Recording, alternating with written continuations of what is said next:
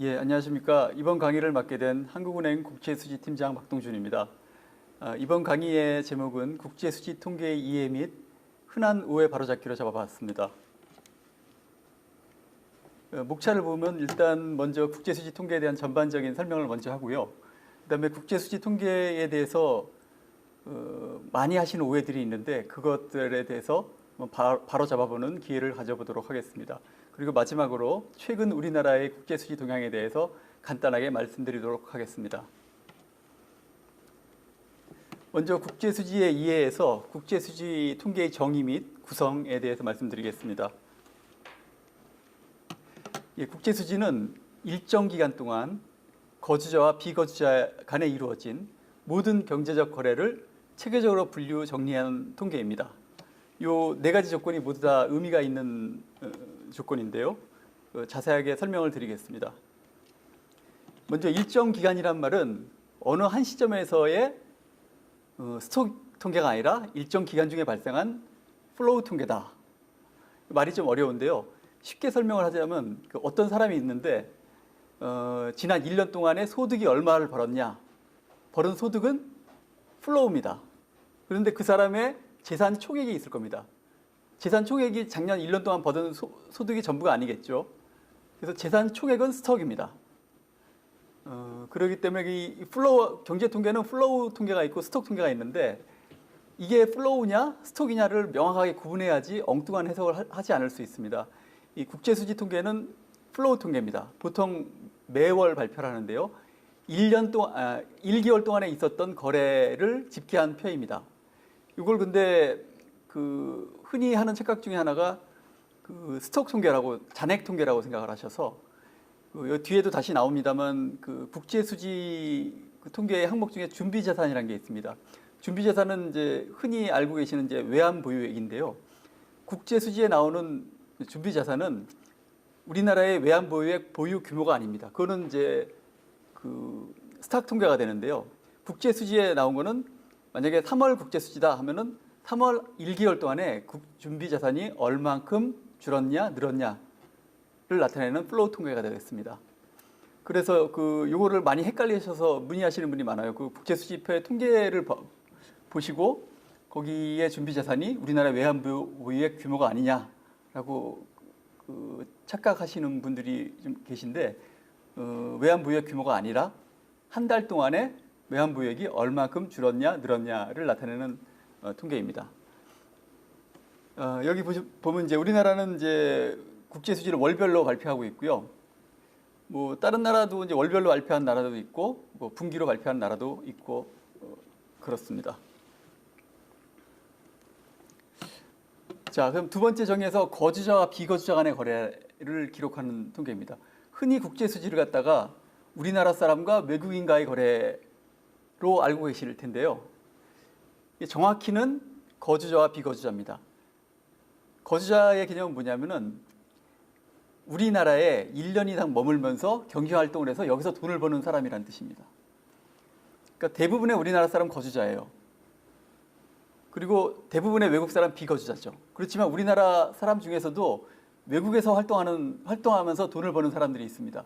여기 사진에 나온 기성용 선수 외국 프로리그에서 활동하면서 돈을 벌고 있습니다.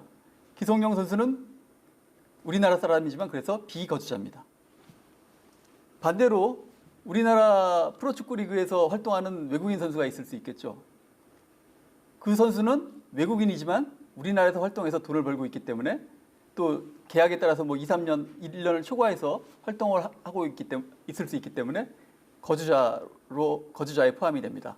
그러니까 거주자와 비거주자 간의 거래가 우리나라 사람과 외국 사람의 거래하고 비슷하긴 한데 거기 예외가 얼마든지 생길 수 있다는 점을 마음에 두셔야겠습니다.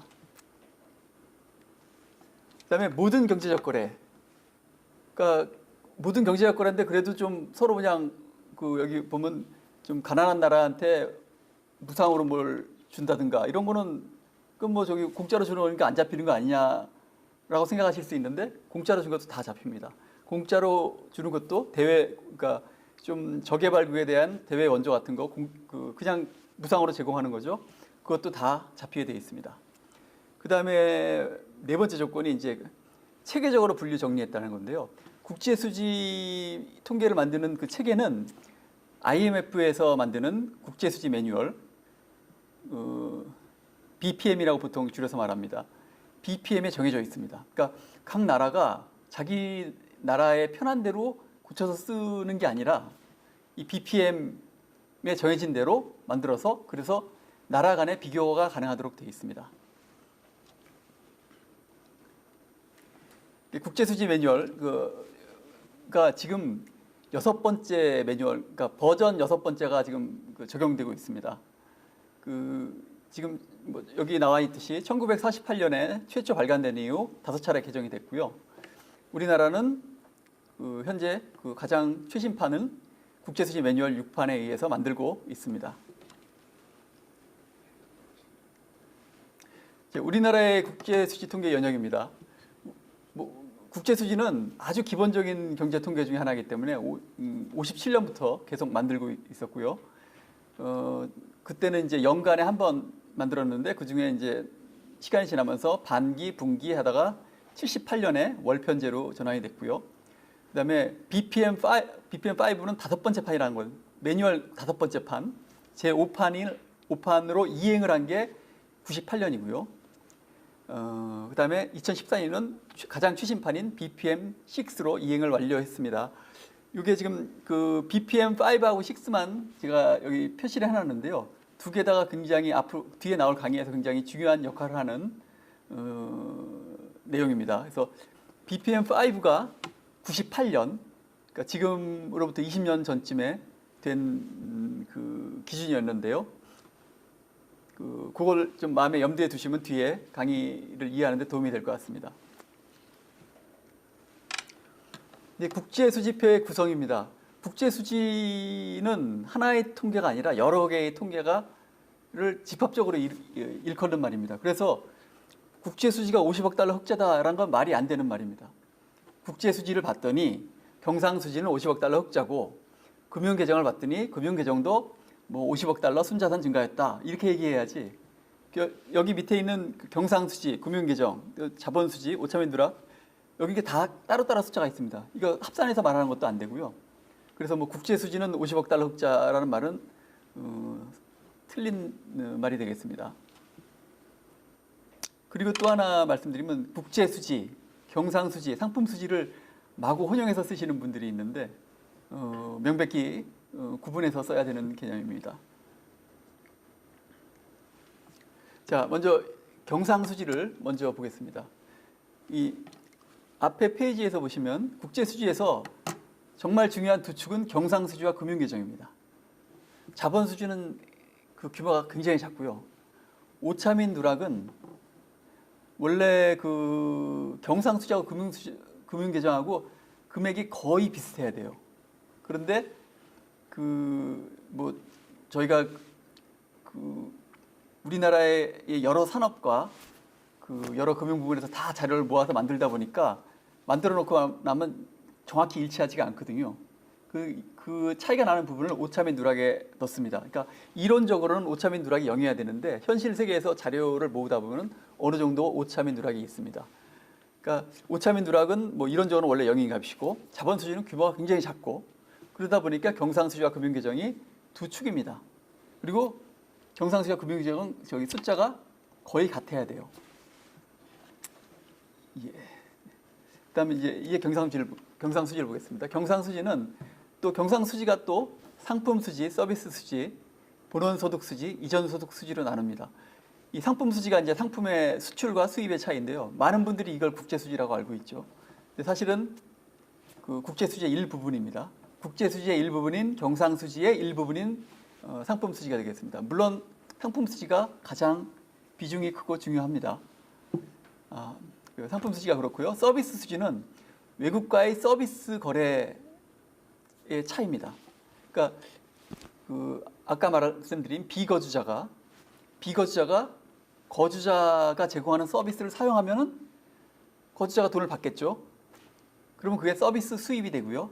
근데 여기서 말했던 그 수출 수입의 수입이 아니라 그 수익과 지급의 그 수입입니다.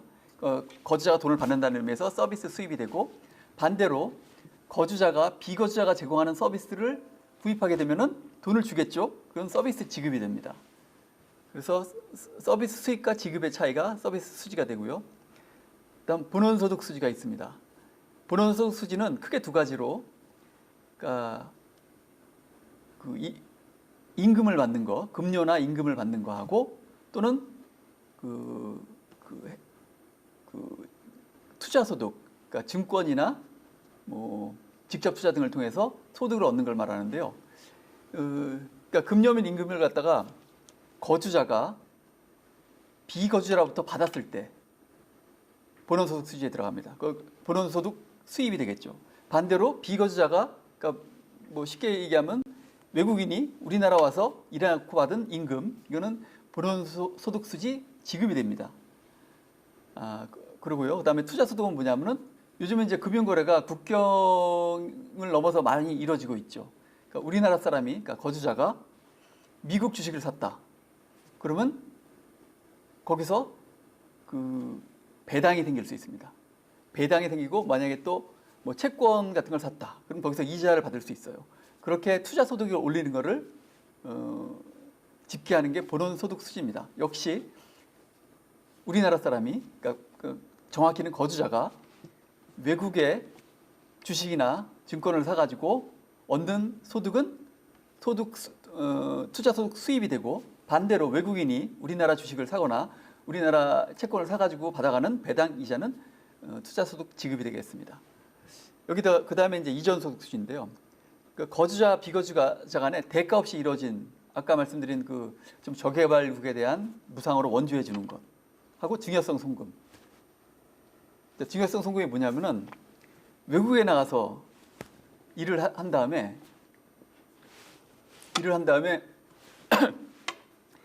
그 월급을 받아가지고 우리나라로 다시 송금하실 수 있어요. 그러니까 한 집안에 이제 가장 되시는 분이 해외에서 취업을 해가지고 거기서 임금을 받고 그래서 돈을 번 다음에 그걸 갖다가 본국의 가정한테 송금을 할 수 있죠.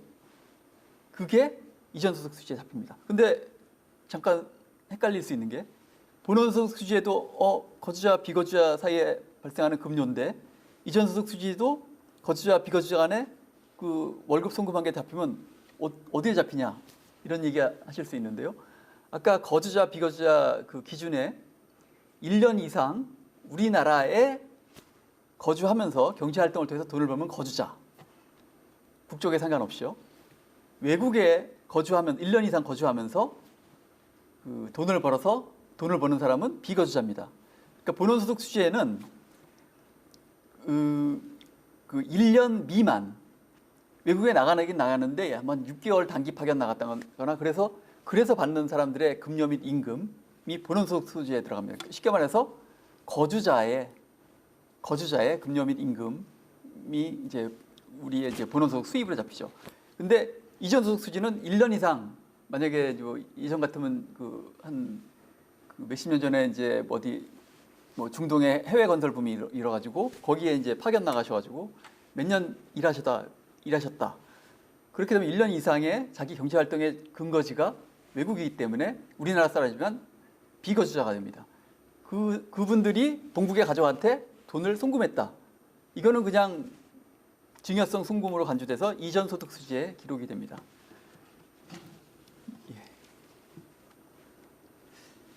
그다음에 이제 경상수지에 또 여러 가지가 있는데 제일 중요한 상품수지를 말씀드리겠습니다. 상품수지는 이제 거주자와 비거주자 간의 상품 수출과 수익거래를 기록하는데 본선 인도 조건으로 기록한다라고 되어 있는데요. 이게 왜 이 말씀을 드리냐면은 상품수지하고 아주 유사한 게 관세청에서 나오는 통관통계가 있습니다. 통관통계도 똑같이 우리나라의 수출 수입을 기록을 해요. 근데 통관통계는 우리나라 관세선에 도착하는 게 제일 중요한 기준입니다. 여기서 이제 요 그림이 좀 복잡하긴 한데 그림을 좀 더 쉽게 설명을 드리자면, 물품의 가격이 있다면 물품의 가격이 우리나라 관세선에 수출하는 경우에요.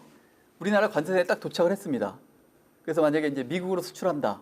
그럼 미국 관세선까지 도착할 때 바다를 건너거나 뭐 하늘로 날아가거나 그 중간 지역이 있죠.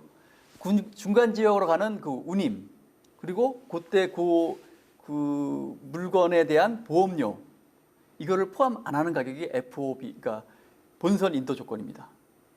근데 그 통관 통계에서 볼 때는 우리나라 관세선이 무조건 기준이니까 수출할 때는 관세선에 딱 도착했을 때는 아직 바다나 비행기를 안 나가는 상태죠. 그러니까 운임과 보험료를 포함 안 합니다. 근데 수입은요, 우리나라에서 수입하는 거는 만약에 미국이 역시 또 그러니까 우리나라가 미국으로부터 수입을 했다. 그러면 우리나라 관세에 도착했을 때는 이미 바다하고 하늘을 건너왔죠. 그래서 수입은 바다하고 하늘을 건너는 동안에 필요한 운임과 보험료를 포함을 합니다. 그래서 그러니까 수출은 본선 인도 조건, 그다음에 수입은 운임 보험료 포함 가격으로 하는 게 관세청의 통관 통계입니다. 그런데 국제 수지의 상품 수지는 수출과 수입을 전부 다 본선 인도 가격으로 합니다. 그러니까 차이가 나겠죠. 사실은 똑같이 수출 수입을 기록하는 통계인데 그 무역 수지, 그러니까 관세청의 무역 수지하고 한국은행이 만드는 국제 수지 통계의 상품 수지는 그 차이가 날 수밖에 없습니다. 국제 수지가 왜 그 수입은 저 관세청 통계처럼 운임 보험료 포함 가격으로 안 하느냐 하면 국제 수지는 상품만 있는 게 아니라 서비스 수지가 있죠. 운임 보험료 같은 것은 서비스 수지에서 포함이 됩니다. 그렇기 때문에 이제 전체적으로는 뭐 빠지는 거래는 없는 건데요. 근데 많은 사람들이 이 국제 수지의 상품 수지와 그 관세청의 통관 통계를 비교를 하는데 다르니까 왜 다르냐 하는 이제 말씀을 하시는데 뭐 원인이 사실 한 가지는 아니고 뭐 몇 가지 더 있습니다만 그 수입품의 가격을 평가하는 기준이 그 공해상의 운임 보험료를 포함하느냐 안 하느냐 차이가 있다는 것을 염두에 두시면 되겠습니다. 예, 서비스 수지인데요. 서비스 수지는 뭐 이렇게 여기 밑에 여러 가지가 있습니다. 그래서 아까 말씀드렸듯이 거주자 비거주자 간에 서비스 거래로 인한 서비스 거래를 누가 제공했고 누가 돈을 받고 그거에 따라서 수익과 지급을 판단하게 됩니다. 뭐 주요한 것만 이제 뭐 구체적으로 좀 말씀드리면 예, 가공 서비스. 그러니까 어떤 물건을 만들 때 최근에는 이제 어떤 물건의 완제품을 만들 때 그 만약에 우리나라에서 다 만드는 게 아니라 어느 정도 만들고 일부 부분을 외국에다 맡길 수도 있어요. 그런 경우가 꽤 있습니다. 그랬을 때 그걸 이제 그 우리나라에서 이제 어느 정도 만든 다음에 외국으로 보내면서 이거 좀 해주세요 하고 이제 돈을 주게 되죠. 그러면 가공 서비스에 지급이 됩니다. 반대로 외국의 기업이 어느 정도 된 반제품이나 뭐 또는 부품들을 갖다가 이거 갖고 만약에 뭐 예를 들어서 우리나라 보고 이것 좀 조립 좀 해주세요. 그럼 우리나라 기업이 조립하고 그 비용을 받죠. 그 서비스 그때는 가공 서비스 수입이 됩니다. 그다음에 운송 같은 경우는 이제 만약에 이제 비행기를 예로 들겠습니다. 그 여객기를 예를 들면 외국인이 그러니까 비거주자가 우리나라 국적 항공사를 탔어요. 타면 비용은 당연히 우리나라 국적 항공사가 받겠죠. 그럼 운송 서비스 수입이 됩니다. 근데 반대로 우리나라 사람 거주자가 외국 항공사의 비행기를 타서 거기다 비용을 냈어요. 그거는 운송 서비스에 지급이 됩니다. 그다음에 이제 여행이 이제 서비스 수지에서 굉장히 큰 항목인데요. 여행은 그 우리나라 사람이 외국 여행 가서 거기서 쓴 모든 비용이 다 그걸 여행 서비스를 지급했다고 간주해서 그걸 전부 여행 서비스로 잡습니다. 사실 서비스가 아니라 외국 가서 쇼핑했을 수도 있죠. 그 상품 수지에 잡혀야 되는 거 아니야? 이렇게 생각하실 수 있는데 상품 수지는 일단은 그 부분은 일단 여행 수지에 잡고 있습니다. 반대로 마찬가지로 외국인이 우리나라 와서 쇼핑한 것도 이거 상품 수출 아니야? 라고 생각하실 수 있는데 그건 상품 수출이 아니라 여행 수입으로 잡고 있습니다. 예, 유학 및 연수 비용도 여행 수지에 기록되는데 일단 그 유학 및 연수 비용이 여행 수지에서 큰 부분은 아닙니다. 자, 그다음에 그 건설도 서비스를 제공했다고 그런 식으로 해서 간주해서 서비스에 잡는데요. 그러니까 우리나라 기업이 외국에 가서 어떤 건설 공사를 하고 받은 대금은 건설 서비스 수입이 되고요. 근데 그 외국에 가서 공사하는 도중에 거기서 그 현지 인원도 고용해서 임금도 주고 거기서 자재도 사야 되고 그런 건 이제 건설 서비스 지급이 되는 겁니다. 예. 자, 이게 본원소득 수지. 아까 사실 중요한 설명은 다 드린 것 같습니다. 거주자, 비거주자 간에 급료밀 임금이나 투자소득. 급료밀 임금 같은 경우는 거주자가 1년 미만 다른 경제권에서 일하면서 비거주자로부터 받은 보수. 반대로 또 거주자가 국내에 1년 미만 고용된 비거주자에게 지급한 보수. 여기 1년 미만이라고 되어 있는데 1년을 넘으면 그 이전 소득 수지에서 잡고요. 1년 미만이면 본원소득 수지에서 잡고요. 본원소득 수지에서 급료밀 임금은 좀 규모가 작습니다. 큰 거는 이제 투자소득이죠. 지금은 이제 그 우리나라에도 많은 외국인들이 와서 주식시장에 들어와 있고 우리나라의 뭐 그 금융기업 같은나 그 개인들도 또 역시 또 외국에 그 투자하는 경우가 많기 때문에 그 우리나라 사람이 외국에 투자하면 거기서 배당을 받고 이자를 받고 반대로 또 외국 사람이 우리나라에 투자를 하면 거기서 또 우리나라로부터 배당 및 이자를 받아갈 수 있죠. 그래서 그 부분이 이제 투자소득에 잡히게 됩니다. 자, 이전소득 수지는 대가 없이가 중요합니다. 무상으로 줬다는 거죠. 그러니까 아까 그 말씀드린 그 저개발국한테 주는 이제 뭐 무상 원조 그리고 그 뭐 식구 중에 한 분이 외국에 가서 뭐 몇 년 거주하면서 거기서 돈 벌어서 본국에 송금해 주시는 경우에 그것도 역시 뭐 무상으로 가족끼리니까 무상으로 송금하시는 거죠. 그게 다 이전소득 수지에 잡고요. 국제기구 출연금, 그러니까 국제기구도 돈이 필요하니까 각 여러 나라로부터 돈을 받아가지고 이제 운영비를 쓸 수 있거든요. 그런 경우에 이제 무상으로 준 거기 때문에 이전소득 수지에 잡힙니다. 예, 국제수지 보도자료의 일부입니다. 2020년 3월 보도자료고요. 이 보도자료는 한국은행 경제통계 시스템에 가면 보실 수 있습니다. 이게 보시면은 이제 가장 최근인 뭐 2020년 3월을 예를 들자면 자 경상수지가 62.3억 달러 흑자였습니다. 서비스 수지는 14.6억 달러 적자였고요. 본원소득 수지는 9.3억 달러 흑자, 이전소득 수지는 마이너스 2.3억 달러 적자였습니다. 그러니까 상품 수지, 서비스 수지, 본원소득 수지, 이전소득 수지를 다 합치면 경상수지가 되는 구조입니다. 자, 자본수지가 나왔습니다. 아까 제가 그 국제수지의 구성을 말씀드릴 때 경상수지와 금융계정이 두 축이다. 나머지는 규모가 굉장히 작다라고 말씀을 드렸는데요. 그러니까 자본수지는 규모가 굉장히 작습니다. 거의 무시하면 안 되겠죠. 일단 숫자가 있으니까요. 근데 굉장히 규모가 작습니다. 근데 자본수지에 뭐가 잡히냐 하면은 거주자 비거주자 간에 상속 증여가 일어났을 때 상속하고 증여가 일어났을 때 받으면 수입이고 주면은 지급이에요. 그리고 상속 증여가 있으면 또 세금도 있겠죠. 세금을 받으면 수입, 주면은 지급입니다.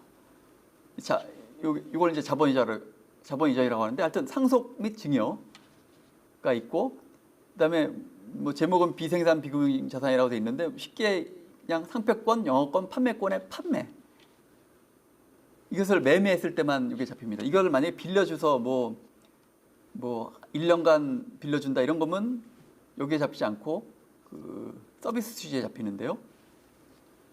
이거를 꼭 매매를 했을 때는 여기 잡힙니다. 그러니까 자본수지를 보시면 거주자 비거주자 간의 상속 증여, 그다음에 상표권, 영업권, 판매권의 판매, 빌려주는 거 하는 거 판매. 이 두 가지만 잡히기 때문에 굉장히 규모가 작아요. 그런데 문제는 자본수지의 제목이 좀 너무 멋있다 보니까 자본수지가 굉장히 중요하고 큰 걸로 착각하시는 분들이 많아요. 그래서 그 국제수지의 두 축은 경상수지와 금융계정인데 금융계정이 아니라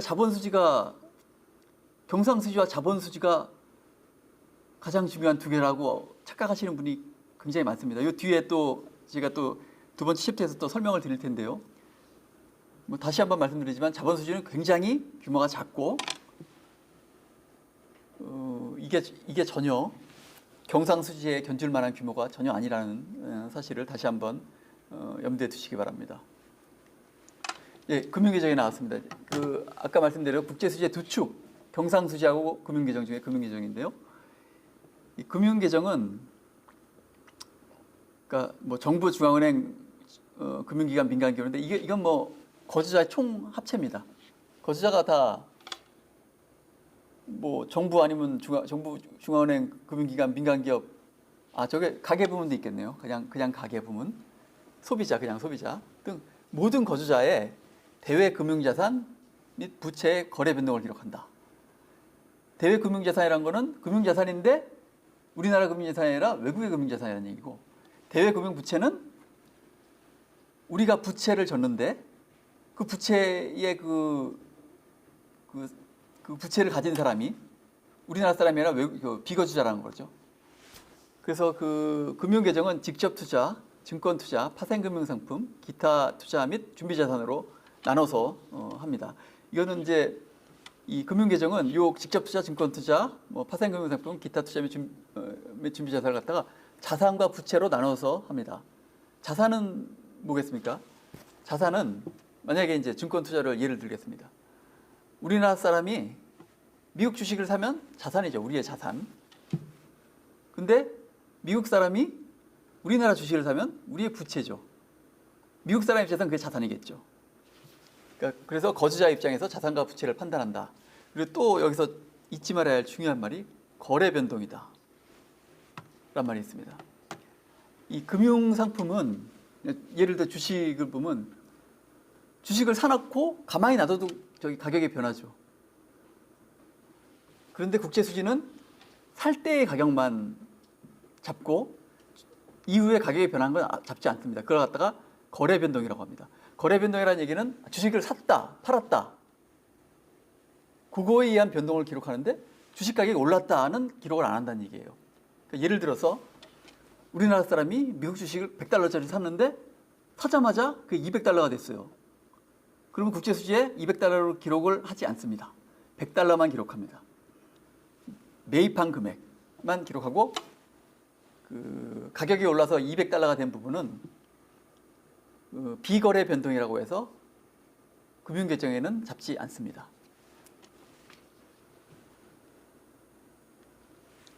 자, 이제 금융계정의 구성 요소들을 하나하나 말씀드리겠습니다.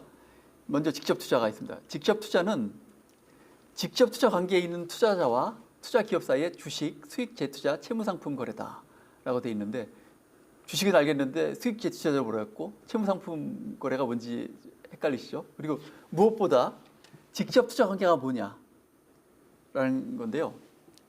그 직접 투자 관계가 뭐냐면, 그러니까 어떤 기업에 투자할 때 그 증권의 그 주식이 가격이 올라가서 이득을 취하겠다는 게 아니라 그 기업의 경영권에, 아니면 경영권은 아니더라도 경영에 상당한 영향력을 행사를 하겠다는 그런 투자입니다. 그래서 어떤 투자를 직접 투자로 보냐면, 투자기업에 대해서 의결권의 10% 이상을 보유할 때, 그 다음에 연쇄출자, 이건 뭐 다음 페이지 잠깐 보시면, 자, A기업이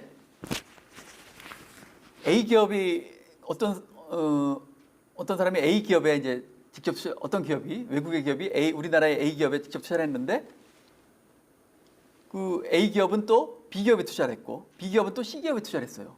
그러면 그 외국의 그 투자를 받은 그 기업은 애초에 A기업이었을지 모르지만 그 밑에 계속 연쇄된 것도 그 의결권을 계산을 해가지고 10%가 나오면 직접 투자로 간주하게 됩니다.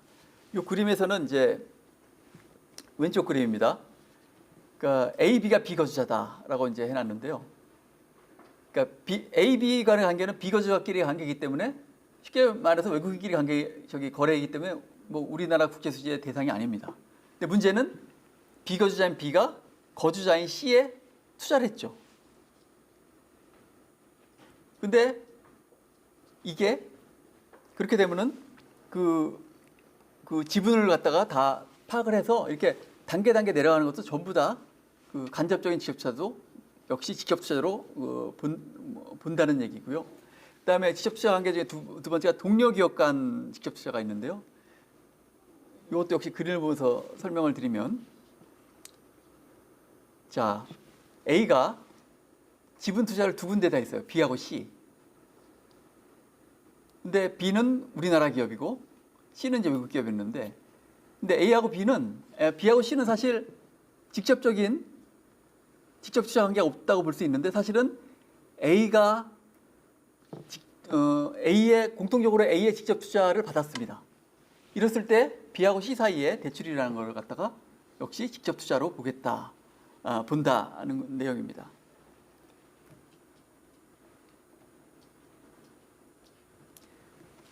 그래서 그러니까 직접 투자 관계는 이제 방금 전에 설명드린 이 내용이고요.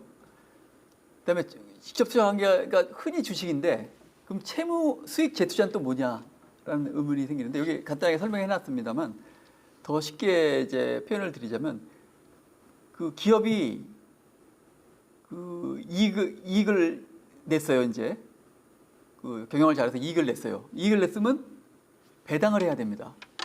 근데 배당을 안 했어요. 그냥 뭐 여러 가지 이유가 있겠죠.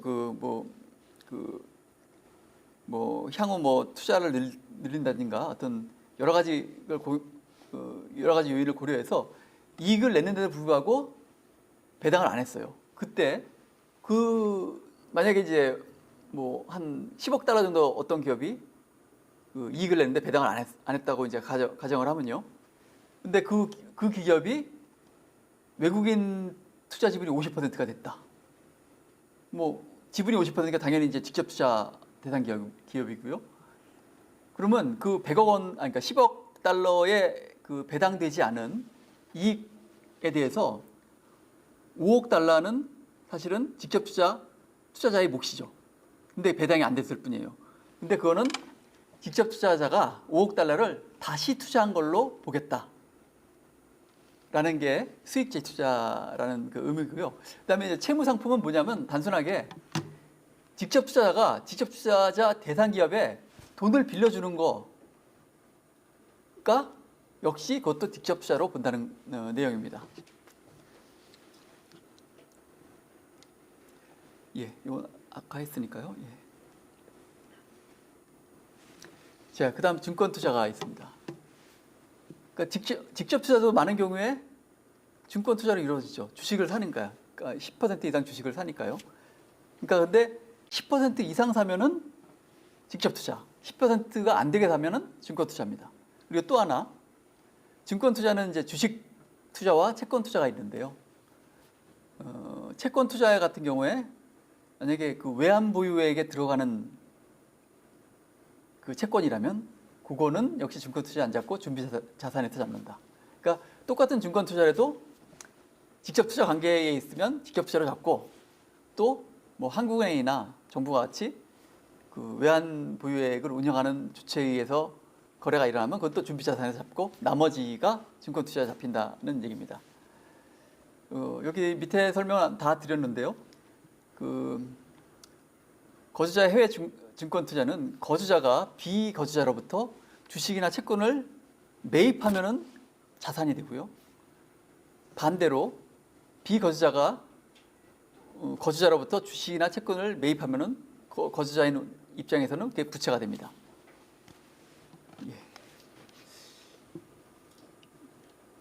예, 그다음 파생금융상품입니다. 파생금융상품은 이제 규모가 좀 작습니다. 파생금융상품은 이제 그 파생금융상품 있다면 그 거래가 다 끝나가지고 실현된 손익만 잡고, 그리고 또 이제 옵션이라는 파생금융상품에 대해서는 그 프리미엄을 잡습니다. 그러니까 실현된 손익과 옵션 프리미엄 이 두 개만 잡기 때문에 요 규모가 다른 그 증권 투자나 그 직접 투자보다는 작게 나타납니다. 그다음 기타 투자. 기타 투자는 쉽게 말해서 직접 투자, 증권 투자, 파생금융 상품에 해당되지 않는 모든 투자를 기타 투자에 잡게 됩니다. 근데 그게 보통 이제 대출, 차입, 또 무역신용, 네, 뭐 현금, 뭐 그것 외에도 뭐 기타 여러 가지 자산 부채들이 있습니다. 뭐 기타 지분은 이거는 그 우리나라가 만약에 예를 들어서 IMF에 어떤 정도 지분이 있거든요. 우리나라도 그런 IMF에 대한 지분이라든가 그 특별현실금 같은 거는 IMF가 회원국한테 나눠주는 그 화폐성 자산이에요. 그런 것도 이제 여기다 이제 다 기타 투자에 다 잡아 놓습니다. 준비 자산이 있습니다. 준비 자산은 곧 외환 보유액이에요, 사실. 그 흔한 상식적으로 얘기할 때. 하지만 준비 자산을 볼 때 제일 중요하게 여겨야 되는 게 국제 수지 통계는 플로우 통계라는 겁니다. 그러니까 국제 수지 통계의 준비 자산은 우리나라의 외환 보유액 규모가 아니에요. 한 달 동안 외환 보유액이 얼마나 늘었고 줄었냐를 나타냅니다. 그리고 또 하나, 아까 우리나라 사람이 미국 주식을 샀을 때 얘기하면서 주식을 산 가격만 자산 증가가 되고 그 주식 가격이 올라도 오른 거는 반영하지 않는다고 그랬죠. 그건 비거래 요인이기 때문에 반영하지 않는다. 준비 자산도 마찬가지입니다. 외환 보유액이 증가했는데 거래적 요인에 의해서 증가한 것만, 그러니까 새로 사거나 아니면 기존에 갖고 있던 그 준비 자산에서 이자가 발생해서 늘어난 거는 반영을 해요. 근데 그거 위의 요인, 그 비거래적 요인인데 어떤 게 있을 수 있냐면은 우리나라의 외환 보유액이 그 미국이 발행한 것도 있고 그 유럽에서 발행한 것도 있고 뭐 여러 나라가 발행한 걸 다 가지고 있죠. 그런데 통계를 내기 위해서 전부 미달러화로 환산해야 됩니다. 그러면 그때 그때 당시에 해당 월에 그 환율로 그거를 바꿔주는데 달러로 바꿔주는데요. 근데 문제는 달러와의 환율이 변동함에 따라서 이 달러와 환산 가치가 얼마든지 바뀔 수 있죠. 근데 그런 변동은 거래하고 아무 상관없이 그냥 단순히 그 환율 변동에 때문에 일어난 그 비거래적 요인이라고 생각해서 그런 요인은 잡아주지 않습니다. 자, 이것도 마찬가지로 국제수지 보도자료인데요. 아까 보여드렸던 경상수지 쪽하고 사실 같은 날 같이 나갑니다. 그래서 맨 위에 보시면 금융계정 57.7억 달러 플러스죠. 이거는 우리나라의 순 자산이 그만큼 늘어났다는 얘기입니다. 직접 투자도 보면 24.8억 달러 늘어났고, 그러니까 직접 투자 순 자산이 늘어났다는 겁니다. 직접 투자 자산은 뭐냐면 우리나라 사람이 외국에 직접 투자한 거예요. 직접 투자 부채는 외국인이 우리나라에 직접 투자한 거고요. 그게 부채니까요. 그래서 자산과 부채의 차이가 24.8억. 그러니까 직접 투자의 순자산이 24.8억 늘어났다라는 얘기고요. 증권 투자, 파생금융 상품 다 마찬가지입니다. 그래서 그게 그렇게 되고요. 그다음에 밑에 이제 조그맣게 이제 자본수지가 있죠. 자본수지는 아까 제가 뭐 상속 증여, 뭐 그런 뭐 판매권의 매매 같은 그래서 아주 규모가 적다고 그랬죠. 규모 2020년 3월 같은 경우에 마이너스 0.25. 다른 숫자가 비교하면 굉장히 적죠. 그러니까 자본수지를 금융계정하고 혼동하시면 안 됩니다. 자본수지는 사실 그 금융계정하고 경상수지가 거의 비슷해야 되는데 아까도 말씀드렸듯이 오차민 누락이라는 계정이 있어서 그 사실 그 자료의 한계 때문에 조금 차이가 나거든요. 그 조금 차이가 나는 게 이제 오차민 누락인데 오차민 누락보다도 자본수지는 작아요. 그러니까 거의 뭐 존재감이 거의 없는 부분이라고 할 수 있겠습니다. 자, 오차민 누락은 국제수지 통계는 이론상으로 경상수지 플러스 자본수지 마이너스 금융계정은 0이어야 돼요. 이론적으로. 근데 자본수지는 뭐 거의 0이기 때문에 경상수지는 금융계정이어야 됩니다. 근데 이게 왜 그럴까요? 자, 여기 예를 들어놨는데 자동차 100만 달러를 수출했다고 하는 상황에서 보면 경상수지에 100만 달러 흑자입니다. 다른 게 없다고 생각됩니까? 수출만 했으니까요. 금융계정은 이제 수출한 금액이 들어오겠죠. 100만 달러 현금 들어옵니다. 경상수지와 금융계정에 똑같은 금액이 잡혔죠. 이게 이론적으로는 이래야 됩니다.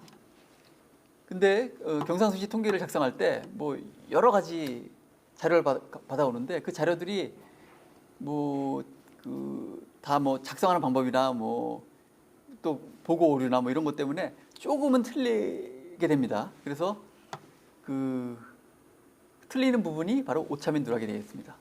자, 요 수식은 뒤에도 나오는데요. 경상수지와 금융계정이 금액이 거의 같기 때문에 경상수지 앞에 마이너스가 붙어야지 0이 됩니다. 여기 예에서 보면 경상수지가 100만 달러면 금융계정도 100만 달러. 그러니까 둘을 빼야지 0이 되겠죠. 그러니까 근데 요거를 갖다가 경상수지와 금융계정을 더해서 0이 된다고 하시는 분도 계시는데 뒤에서 다시 설명을 하도록 하겠습니다.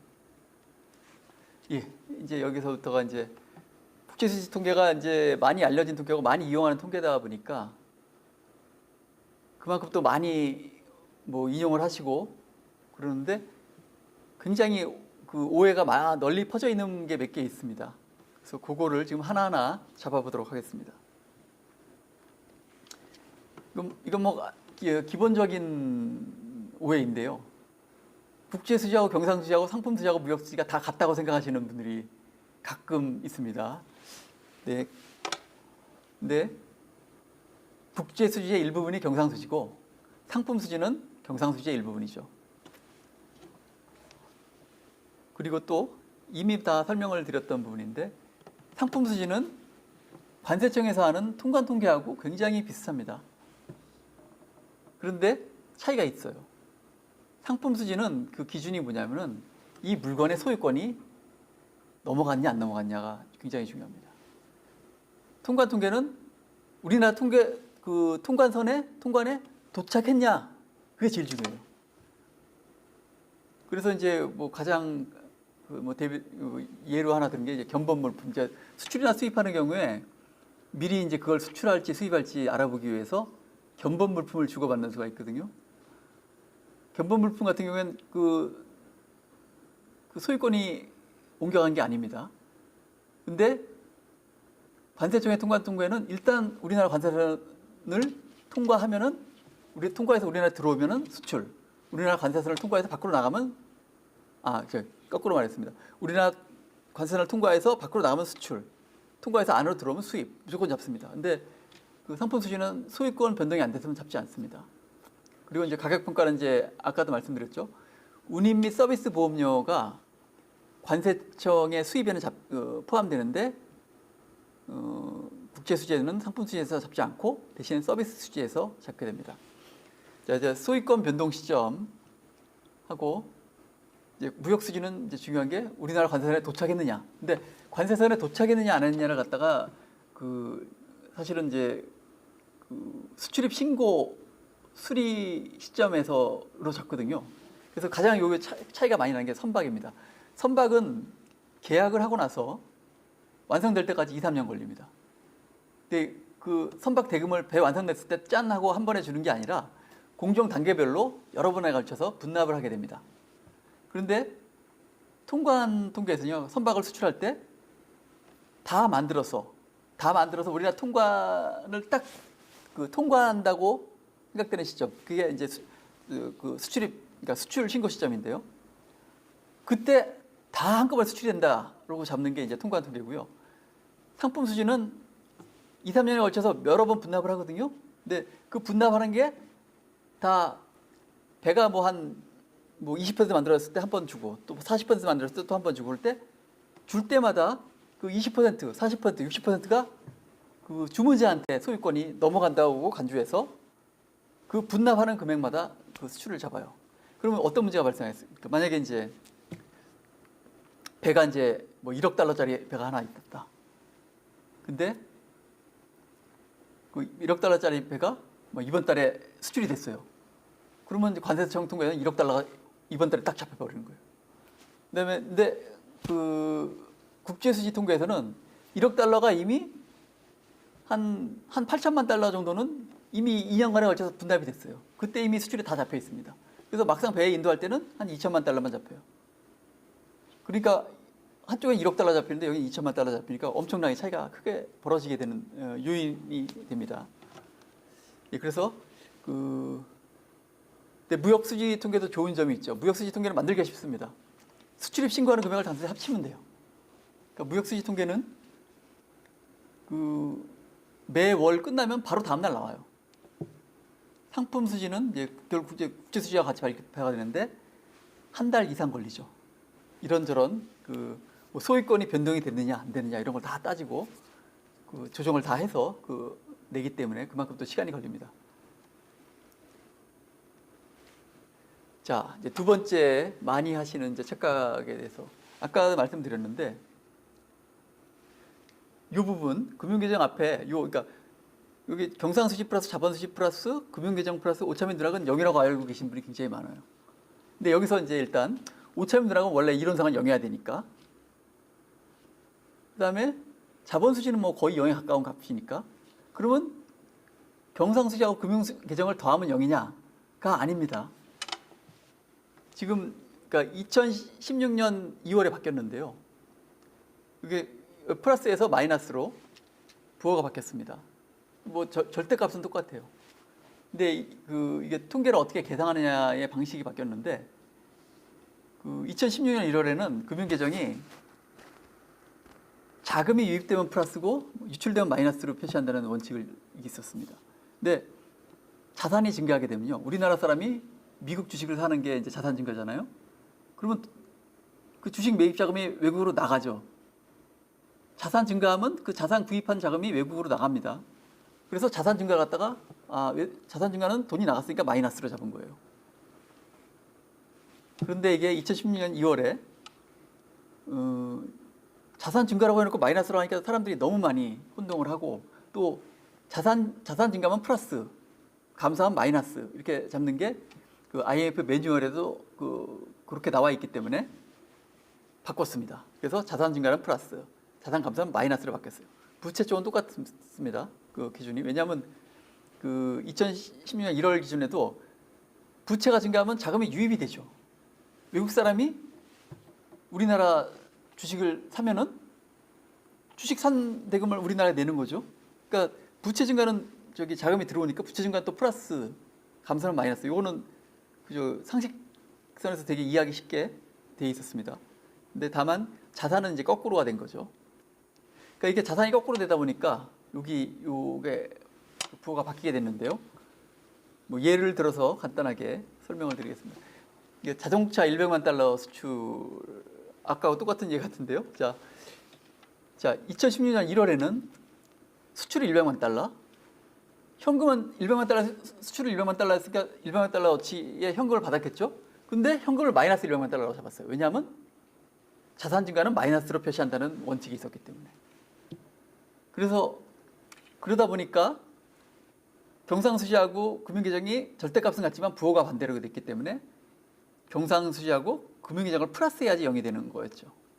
근데 2016년 2월부터는 자산 증가는 플러스, 자산 감소는 마이너스로 잡기 때문에 이 똑같은 거래가 있었더라도 수출이 100만 달러, 금융계정 현금 받은 게 100만 달러. 그러니까 경상수지하고 금융계정을 빼줘야 돼요. 빼줘야지 0이 됩니다. 이거 바뀐 지가 16년이니까 이제 꽤 됐죠. 근데 아직도 이거 헷갈리시는 이렇게 알고 계시는 분들이 많습니다. 지금 통계는 한국은행 경제통계 시스템함은 현재 기준에 맞춰서 옛날 걸 다 바꿔놨기 때문에 이거 좀 유의해서 보셨으면 좋겠습니다. 자, 가장 널리 퍼진 오해가 나왔습니다. 경상수지 적자를 자본수지 흑자로 보존한다는 표현이 있는데요. 이거는 과거 통계 기준에서 사용됐던 겁니다. 과거가 어느 정도 과거냐? 그러니까 BPM 네 번째 판, BPM 4라고 하겠습니다. BPM 4에서 사용됐는데 BPM 4는 1979년 이후부터 1998년 이전까지 사용됐어요. 그러니까 쉽게 얘기해서 1997년까지 사용됐습니다. 20년이 넘었습니다. 그때 쓰던 내용인데 현재 국제수지 통계하고는 안 맞아요. 그런데도 줄기차게 이 얘기를 하십니다. 더군다나 아까 말씀드렸듯이 자본수지가 굉장히 규모가 작죠. 그러니까 BPM4의 자본수지는 BPM6 현재 기준의 자본수지하고 전혀 달라요. 그렇기 때문에 경상수지를 갖다가 자본수지로 한다는 건 뭐 굉장히 말도 안 되는 정말 엉뚱한 얘기인데, 이게 문제는 인터넷 각종 수험서적, 이거 수험서적입니다. 그냥 책도 아니라 교양경제서적 등에서 여전히 경상수지 적자군 자본수지 흑자료를 보존한다는 게 표현이 많습니다. 많은 정도가 아니라 사실 대부분인 것 같습니다. 이것에 이 서적의 저자 중에서도 유명인들 꽤 있습니다. 그분들이 이제 아마 공부를 20년 전에 하셨겠죠. 20년 뒤로 기준이 2번 바뀌었는데, 그거를 전혀 감안 안 하시고 계속 쓰시고 계십니다. 예. 그래서 이게 잘못된 설명의 예입니다. 이게 저기 경상수지와 자본수지 인터넷에 쳐보면 제일 먼저 나오는 내용이에요. 제일 먼저 나온다는 건 그만큼 공신력 있는 페이지란 뜻인데, 설명 자체가 정말 97년 이전 설명입니다. 장기 자본수지, 단기 자본수지, 이거 20년 전에 쓰던 표현이거든요. 경상수지 적자는 먼저 자본수지 흑자에 의해 보존되지만 불균형이 있는 건 사실이다. 이 말 자체가 굉장히 수수께끼 같은 말인데, 이게 20년이 넘게 살아있는 이유를 잘은 모르겠습니다. 이게 사실 한국은행이 이걸 바꿀 때마다 언론을 통해서 대대적으로 이제 알렸는데 전혀 반영이 안 되고 있습니다. 자, 일단 크게 두 가지 면에서 경상수지 적자를 자본수지 흑자로 보존한다는 말을 지금 쓰면 안 된다는 얘기를 하겠습니다. 먼저 첫 번째로 20년 전의 기준 BPM4의 자본수지하고 현재 기준의 자본수지는 전혀 다릅니다. BPM4의 자본수지는 오히려 그 현재 기준으로 따지면 금융계정에 가까워요. 그러니까 현재 기준의 금융계정에서 예금은행과 준비자산을 뺀 게 과거 기준의 자본수지입니다. 그러니까 쉽게 얘기해서 예금은행을 제외한 기업, 가계 등의 직접 투자, 증권 투자, 기타 투자예요. 그런데 현재 기준의 자본수지는 아까 말씀드렸지만 상속, 증여, 상표권, 영업권, 판매권, 매매. 아까 보셨죠? 거의 0입니다. 자본수지, 그 BPM4의 자본수지인 그 예금은행을 제외한 경제주체의 직접 투자, 증권 투자, 기타 투자하고는 전혀 관계가 없습니다. 이거 물론 이제 IMF가 이렇게 그 매뉴얼을 바꾸면서 똑같은 이름이 다른 개념으로 쓰게 된 건데요. 어쨌든 바뀐 지가 20년이 넘습니다.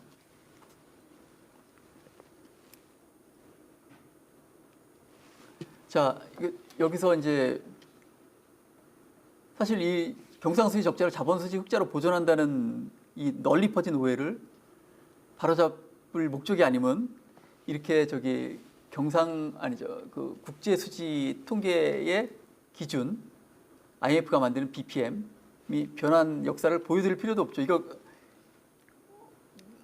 저같이 이걸 만드는 사람들한테는 중요할지 모르나 국제수지 통계를 사용하시는 분한테 중요한 얘기가 아닐 텐데요. 지금 이제 말씀드린 대로 경상수지 적자를 자본수지 흑자로 보존한다는 얘기는 이 당시 얘기입니다. 그 뒤로 기준이 2번이나 변했어요. 세월도 20년이 넘게 흘렀고요. 자, 그럼 이때의 국제수지 통계를 구조를 보겠습니다. 경상수지 똑같이 있습니다. 자본수지가 그때 그 장기 자본수지와 단기 자본수지로 나뉘어져 있었고요. 그런데 자본수지는 뭐냐면 그 예금은행의 대외 자본거래하고 준비자산 증가에 빠진 거예요. 그때 그리고 여기 보시면은 여기 줄이 좀 굵은데요. 이때 BPM4의 기준은 뭐냐면은 예금은행과 준비자산 증가니까 쉽게 말해서 중앙은행이 되겠죠. 이 경상수지 자본수지에서 기업이나 가계 등이 외화가 얼마큼 모자랄 일이 벌어지면은 그 예금은행이나 중앙은행이 외화를 조달해서 공급한다, 이런 거를 감안한 체계입니다. 그래가지고 자 경상수지가 그때 적자가 났어요. 적자가 나면은 그 자본수지에서 이제 기업이 직접 투자를 유치하거나 해외에서 채권을 발행하거나 해서 돈을 외화를 조달합니다. 근데 경상수지 적자가 뭐 만약에 50억 달러 났는데 자본수지로 해서 자본수지 흑자로 한 20억 달러 정도 외화를 유치했어요. 그럼 30억 달러 나머지는 어떻게 하느냐? 나머지는 이제 여기 예금은행들이 외국에서 어떻게 자본거래를 통해서 조달해서 기업에 공급을 하게 되는 거죠. 그런 구조화에서 그 경제의 통상적인 활동을 통해서 외환 과부적이 얼만큼 발생하느냐를 정확히 보려면 예금은행을 빼야 된다고 생각을 했던 거예요. 그러니까 부족하면 예금은행이 다 외부에서 조달해 주니까 예금은행까지 포함해지면은 외화 부족분이 얼마인지 알 길이 드러나지 않죠. 그러니까 요 선을 두껍게 한 이유는 그때 그 국제 수지에서 그 선을 긋는다고 그랬어요. 요 선 아래 항목. 그래서 이 중앙은행과 예금은행이 그 뭐 기업이나 가게가 외화 과부족이 생기면은 그걸 알아서 조정해 준다라는 개념으로 만든 거예요. 그래서 사실 국제 수지 얘기할 때는 예금은행과 중앙은행은 사실 빼놓고 얘기하고 여기 경상수지와 자본수지만 얘기를 했습니다. 그래서 여기 선을 긋고 선 위 항목이냐 선 아래 항목이냐 이런 얘기를 썼었죠. 근데 그 당시로만 보면은 그 당시에는 또 우리나라가 그 경상수지가 아주 고질적인 적자를 아주 지속적인 적자를 보고 있을 때인데요. 경상수지가 적자가 있으면 기업들이 뭐 외국인 직접 투자를 유치하든지 해외 채권 발행을 통해서 일부 또 자금을 조달해요. 그러니까 경상수지 적자를 자본수지 흑자로 일부 보존했다. 이런 거 충분히 그때는 쓰였던 표현입니다. 그때 당시 보면 요 밑에 표가 나오는데요. 경상수지와 자본수지를 합치면 금융규정하고 부호는 다르지만 숫자가 같아요. 이론상으로요. 그러니까 여기 오차면 누락은 다 생략했습니다. 그게 무슨 얘기냐면은 예금은행과 중앙은행이 경상수지, 자본수지에서 생긴 외화 과부족을 다 메꿔줬다는 얘기거든요. 그런데 98년에 변화가 있었습니다. 이 매뉴얼이 바뀌었는데요. BPM이 바뀌었습니다. 5번째 판으로 바뀌었는데 예금은행을 자본수지에 넣어버렸어요. 왜 그러냐면은 이제 금융거래가 굉장히 늘어났거든요. 그래서 예전에는 이제 그 예금은행의 역할이란 게 이제 기업이 활동해서 뭐 외화가 부족하면 그걸 조달해 준다는 어떻게 보면 약간 수동적인 입장을 반영한 체계라면 이제 금융기관들도 그 대외 자본거래에 굉장히 적극적이다. 그래서 여러 가지 거래를 일으킨다. 그래서 그 거래의 양도 굉장히 늘었다라는 거를 반영을 해서 예금은행을 넣습니다. 근데 그때 그 BPM5에서 준비자산 증감은 따로 했습니다. 근데 어쨌든 그래서 뭐 BPM4에서 얘기했던 선을 걸어서 선 위냐, 선 아래냐 이런 걸 없어졌어요. 그러니까 선 아래에 있다는 거는 일단 뭐 거의 참고 항목이라는 얘기거든요. 근데 전부 다 선 위로 다 올려버리고 더군다나 예금은행은 아예 자본수지에 포함시켜 버렸습니다. 그랬더니 이제 경상수지와 자본수지를 하면은 뭐 당연히 준비자산 증감이 된다라는 이제 등식이 성립을 했고요. 자, 근데 2014년에는 또 바뀝니다. 준비자산 증감도 아예 집어넣어 버렸어요. 그러면 이게 뭐냐면 모든 경제에 대자본거래가 다 잡히는 거예요. 지금 현재의 체제는요. 그리고 이름을 갖다가 금융계정이라 바꿨습니다. 여기서 굉장히 많이 헷갈리세요. 그러니까 경상수지 적자를 자본수지 흑자로 보존한다는 얘기는 지금 여기서 자본수지란 말이 쓰였기 때문에 그것 때문에 헷갈리시나 본데 지금의 명칭은 금융계정이고요. 자본수지는 아까 양이 굉장히 적다고 그랬죠. 그러니까 예전 기준에서 기타 자본수지에 있던 걸 따로내서 자본수지라고 한 겁니다. 그러니까 경상수지 적자를 자본수지 흑자로 보존한다 했을 때 그 자본수지하고 지금 자본수지하고는 전혀 상관이 없어요. 그리고 금융계정만 따져도 마찬가지입니다. 예전에는 만약에 경상수지 적자가 50억 달러였는데 자본수지 흑자가 20억 달러면 50억 달러가 모자랐는데 20억 달러는 뭐 기업들이 알아서 조달했어. 나머지 30억 달러만 금융 부분에서 조달했어. 뭐 이렇게 해석할 수 있거든요. 근데 지금은 금융 부분이 전부 금융계정에 전부 포함돼요. 그러면 그렇게 되면 뭐냐면은 경상수지하고 금융계정이 그냥 값이 같아집니다. 그러니까 경상수지 흑자면 흑자인 만큼 대외 금융자산이 늘어나고 적자이면 적자만큼 대외 금융부채가 늘어난다. 이런 아주 항등관계를 보여주는 거지. 뭐 경상수지 적자 일부를 보존했다. 뭐 이런 내용이 전혀 아니게 됐습니다.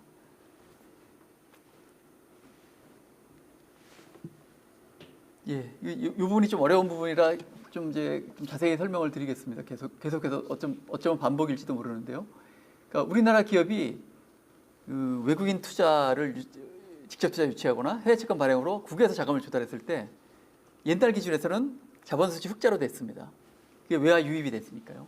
근데 전제 기준에서는 그냥 현재 수준의 기준의 금융계정은 모든 계정이 다 잡혔기 때문에 자본수지 흑자라는 표현, 뭐 금융계정 흑자 이런 표현은 안 쓰고요. 금융계정에 순자산 증가했다라는 표현을 씁니다.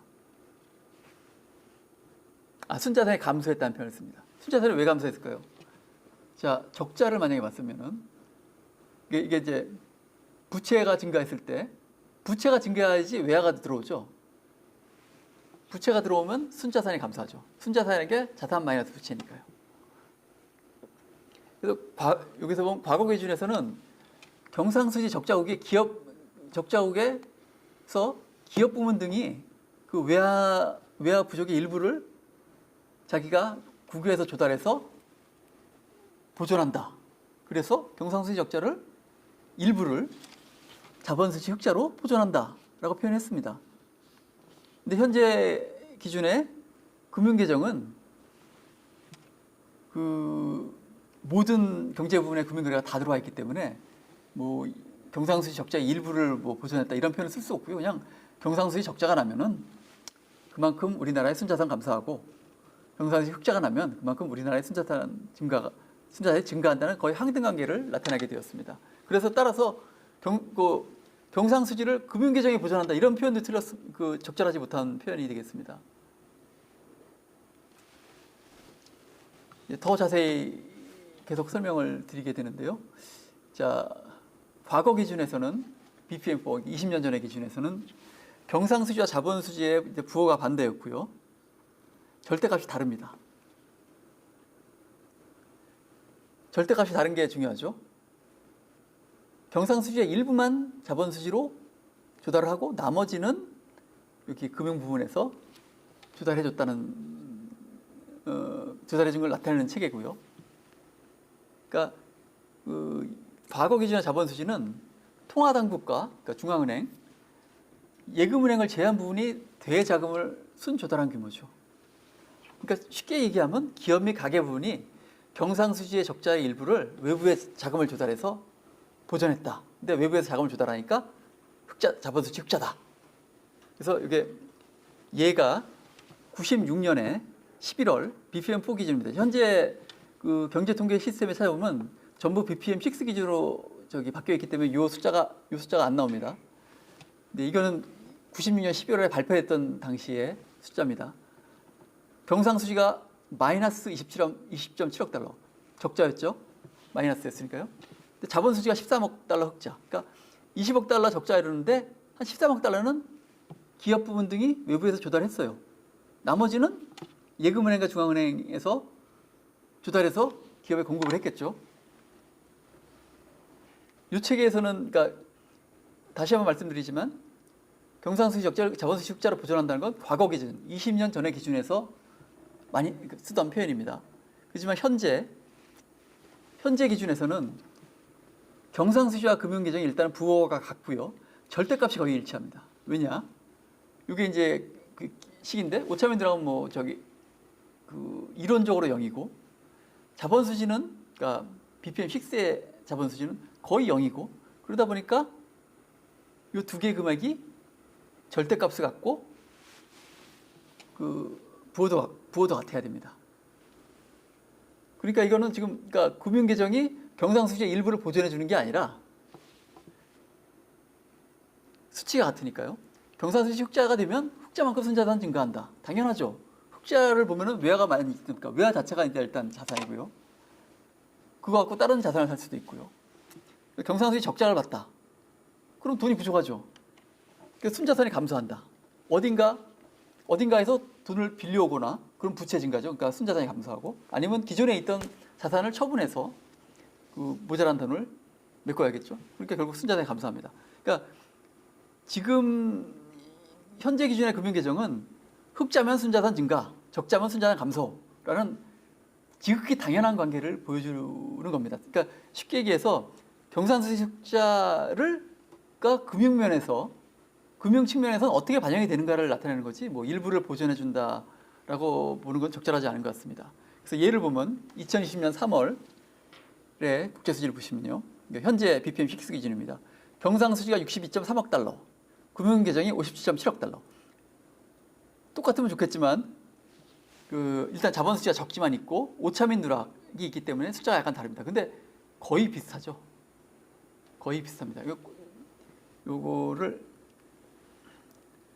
과거 기준의 경상수지와 자본수지를 보시면 부호도 반대고 차이가 있습니다.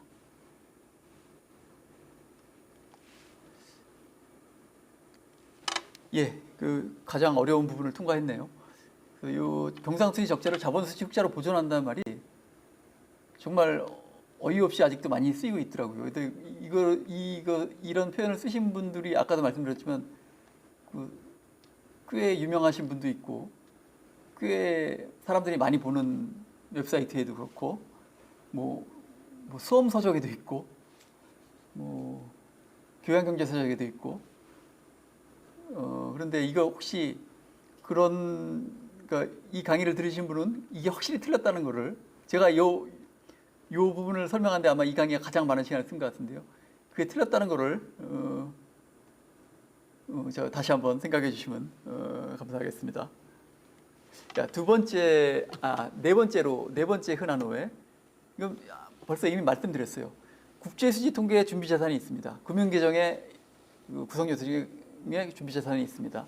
그런데 국제수지 통계는 여러 차례 말씀드렸지 플로우 통계입니다. 2020년 3월 국제수지 통계는 3월 한 달 동안에 있었던 일이에요. 잔액이 절대 아닙니다. 그러니까 2020년 3월 동안에 준비자산이 얼만큼 변했냐, 뭐 늘었냐 줄었냐, 이런 걸 나타내는 거지, 뭐 3월 달에 본 우리나라 외환보유의 규모는 절대 아닙니다. 이거 헷갈리시면 안 돼요. 이게 이제 2020년 3월에 아주 좋은 예가 나왔습니다. 2020년 3월 국제수지 준비자산은 마이너스 89.2억 달러. 준비자산이 줄었습니다. 근데 3월 말 외환보유의 규모는 4천억 달러. 전혀 다르죠. 근데 보통 우리나라 준비자산이 보통 마이너스인 경우가 잘 없거든요. 계속 우리나라가 경상수지 흑자를 보기 때문에 경상수지 흑자를 보면 좀 아무래도 준비자산이 플러스 될 가능성이 좀 높아집니다. 근데 그러다 보니까 3월달 같이 이게 부호가 바뀌어버리면 사람들이 차이를 인식할 텐데, 이게 만약에 이번 달에도 만약에 이게 준비자산이 플러스 89.2억 달러였으면 우리나라 외환 보유 규모가 89.2억 달러라고 착각하시는 분들이 계시다는 거예요. 그렇지 않다는 걸. 그러니까 국제수지 통계는 플로우 통계고 준비자산도 준비자산의 증가액을 나타낸다라는 거를 이거는 꼭 너무 중요한 내용입니다. 이거 헷갈리면 정말 엉뚱한 실수하시게 되니까 이거를 꼭 명심해 주시기 바랍니다.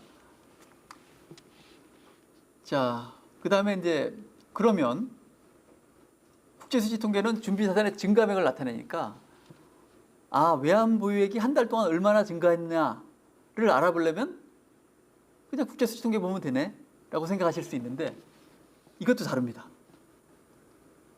왜 다르냐면은 아까 국제수지 통계는 거래적 요인에 의한 변동만 포함한다고 그랬죠. 자산 매입, 거래적 요인이 뭐냐면 자산 매입, 이자 수입에 의해서 외환 보유액가 증가를 했을 때 그걸 잡습니다.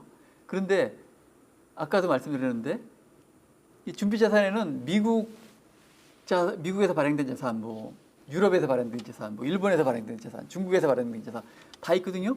근데 통계를 낼 땐 다 달러화로 환산합니다.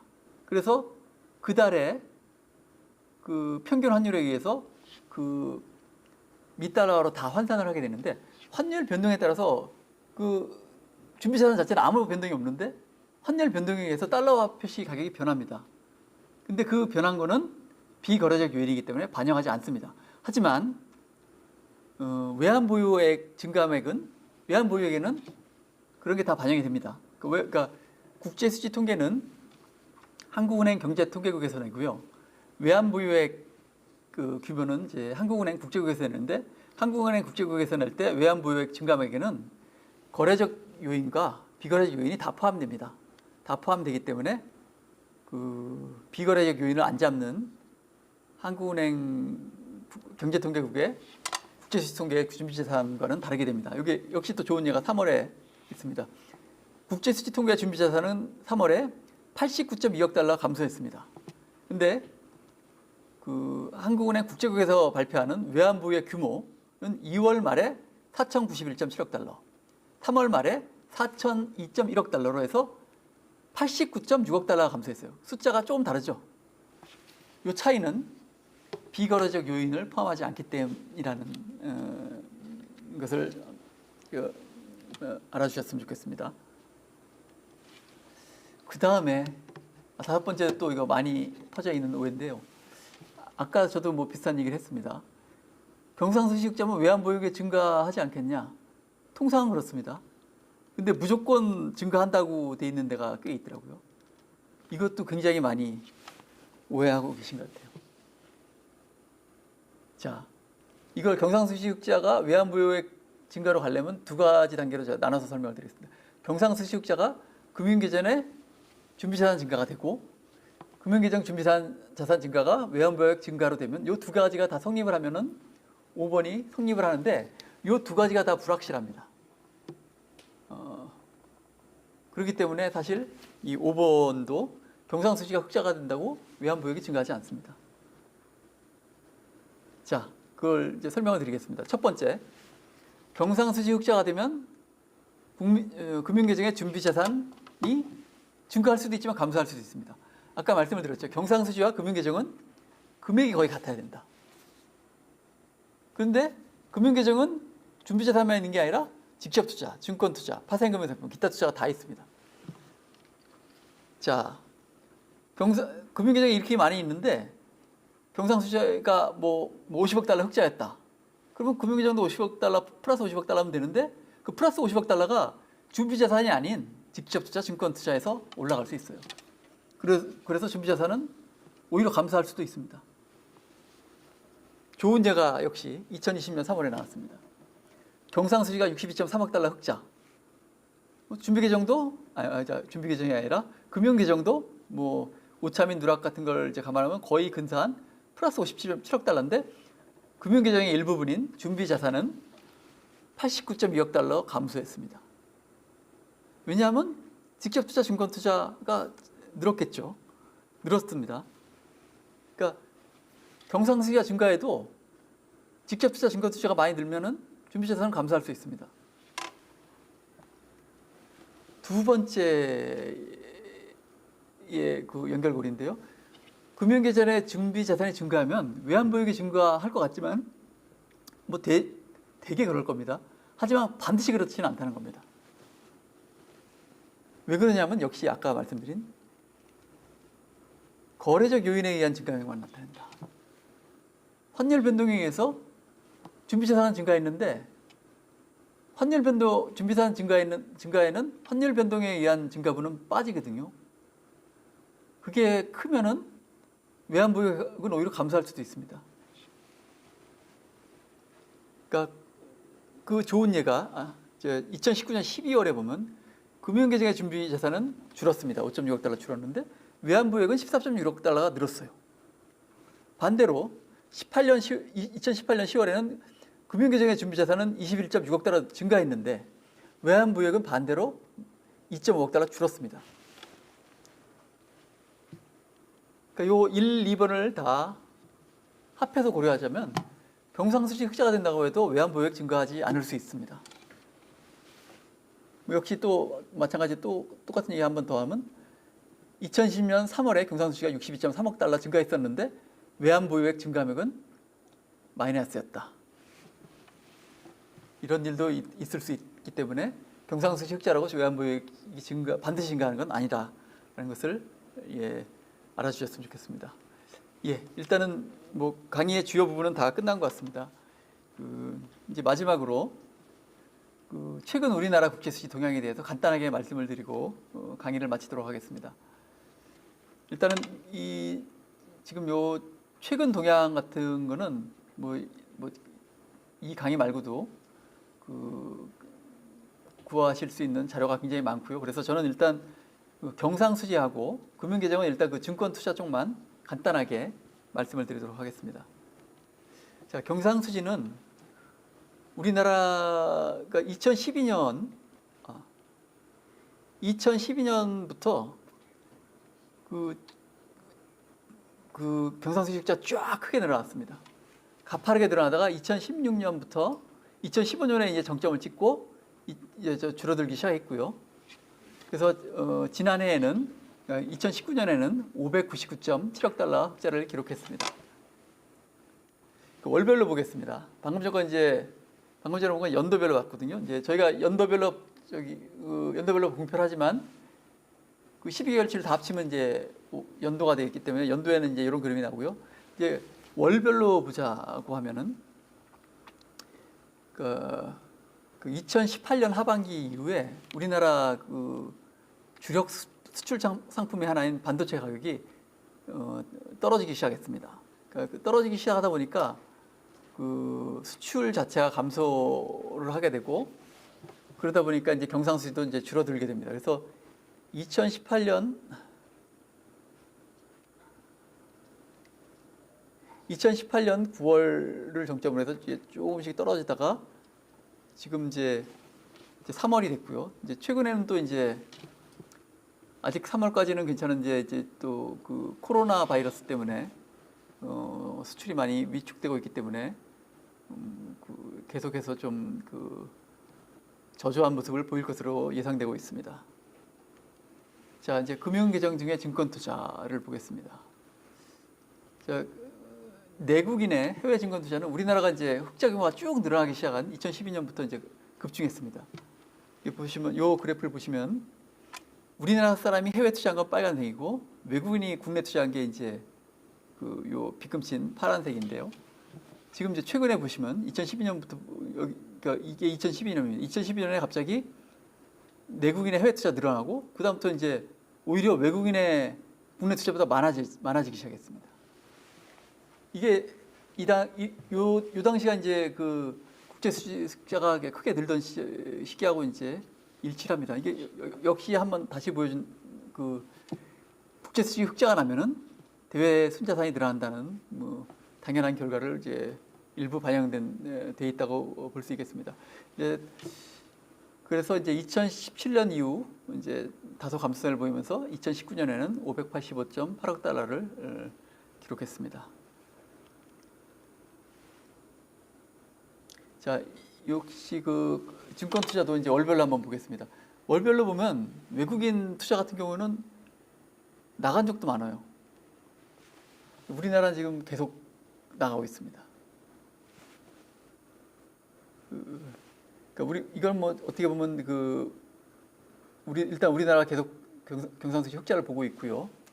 그다음에 외국 투자 같은 경우는 이제 여러 가지 이제 그 국제 금융시장이나 뭐 아니 우리나라 금융시장에서 어떤 이슈 같은 거에 굉장히 민감하게 반응해서 많이 투자했다가 나갔다 또 들어왔다 뭐 여기도 나갔다 아니 들어왔다 나갔다가 또 들어왔다가 이게 좀 변화가 심한 편입니다. 그리고 특히 이제 2020년 3월 같은 경우에는 이거죠. 코로나19 확산 등으로 이제 아무래도 우리나라 경제가 좀 저조할 것 같다는 심리가 이제 퍼지다 보니까 외국인이 증권 투자가 큰 폭으로 감소를 했습니다. 예. 이상으로 일단은 그 모든 강의를 끝냈고요. 이제 마지막으로 그 국제수지 통계를 검색해 보고 싶을 때 어떻게 하면 되는지를 이제 말씀드리겠습니다. 근데 인터넷에 한국은행 경제통계 시스템이라고 치고 치시면은 요 페이지가 나옵니다. 이 코스라고 하는데 한국은행 경제통계 시스템. 그럼 여기서 보시면은 8번이 국제수지 외채 환율이고 8번에서 8-1번이 국제수지입니다. 요거를 보시면은